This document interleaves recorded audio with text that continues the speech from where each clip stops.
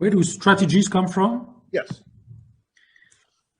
Well, we have first of all, this is part of the president and CEO's responsibility. So it falls under my responsibility, but I have a team. I have a team of VPs who are working with me, and we are, as we are a publicly listed company, we propose our plans on an annual basis, but also over 3 or 5 years to the board of directors.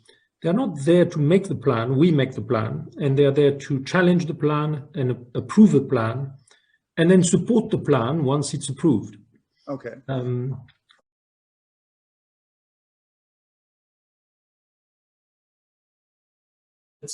Strategy is something that evolves more than something that comes from on high. And it evolves in response to technology as much as anything else. You know, we're really struggling. I don't say struggling in a negative way. We're constantly adapting to technological change, as everybody is. So I would say it evolves from the problems that are there, and the opportunities that are there. And the problems and opportunities are, you know, the biggest problem obviously is advertising is not easy in the way that it used to be. And the biggest opportunities is that you've just got lots and lots of different platforms. So what you produce can be communicated to people in lots and lots of different ways through lots and lots of different mediums. So it means, you know, as a journalist, life used to be so much better than it is today. You know, you do your column or you do your thing. We were a weekly paper. So, you know, you'd write it, it would be published, and that was it. Now you have to respond to daily news, and you have to get your arguments out in a number of different forms. I write my column, but there's also interviews, there's also tweets, there's also blogs, there's also TV and radio. And, you know, you have to, you know, we have Economist television, we have Economist radio, or films, I should say. We have Economist radio, we have, you know, social media people. All of that means all of those channels need to be fed.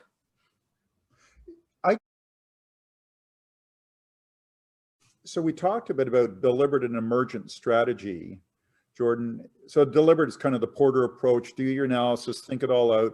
Mintzberg is kind of like you're just learning as you go along. Where would you fit on that continuum?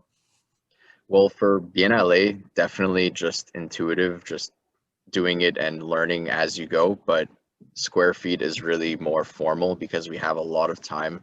A tech business like Square Feet is something that takes months and years to develop. And if you have no structure, then it's not going to work. So we have systems in place, we have procedures, we know where we sit in, like, you know, so it's a different game. Okay. Where does strategy come from, both at BlackRock and Goldman? Is it from the CEO? Does Larry say, okay, guys, here's where we're going? Or how does it work? Yeah, I would say it's more top down in both places, in that the priorities for the firm are sort of set, and you're sort of known, you know, so in a year, in 2019, you know, Larry made a very, very conscious decision to go all in on sustainability. And not only to go in on sustainability, but to actually declare that, you know, climate risk is investment risk. So therefore, why wouldn't you factor in sustainability to dealing with clients' portfolios because of that? As a fiduciary, it's the responsible thing to do. So once that message started, that sort of trickles down, and that affects a lot of the filters through which we decide to publish content. So, you know, we'll do thought leadership stuff on the importance of achieving net zero. We will do probably a sustainability summit later this year where we'll gather, you know, top speakers and minds around the topics of sustainability.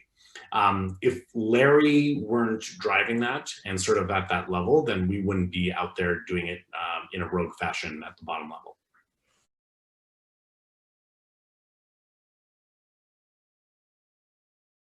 Here's an example I want to show you, which is called like design thinking.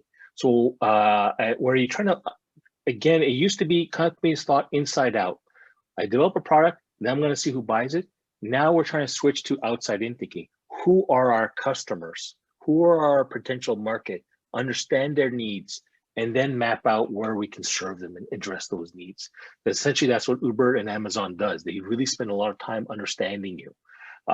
So this is like sort of the life cycle of people starting a business to closing a business. And this is different competitors on where they're supporting the customers in different ways. And like, wow, there's a lot of competition we're facing in the financial services industry. And a lot of these are digital players. This is just the Canadian players. In the US, you just saw, I showed you that map. There are hundreds and hundreds of people at each one of these stages coming in with their own business proposition, fueled by billions and billions of dollars of money by different VC funds. And so it forced us to change a lot of things. It's forcing us to change our organizational structure, because by adopting a digital mindset or trying to change your business just a little bit, it has a profound change. And one common example is Adobe. When they switched from annual, you bought the box once a year or twice a year for the software update, to a monthly SaaS model where you just get an update, you just pay a subscription, that changed everything. Changed our product development cycle from like an annual basis to a monthly basis. Sales cycle, because it's new channels. I'm dealing directly with people rather than through like these distributors. Marketing, everything gets changed the moment you just even change a small thing. You have to develop strengthened technological capabilities. People are no longer tolerant of bad apps. Like they're just gonna quit, and they're never gonna come back. You have to have the analytics capabilities, and you have to think beyond us and our clients and think of partnerships. And I'll get into what do I mean by that.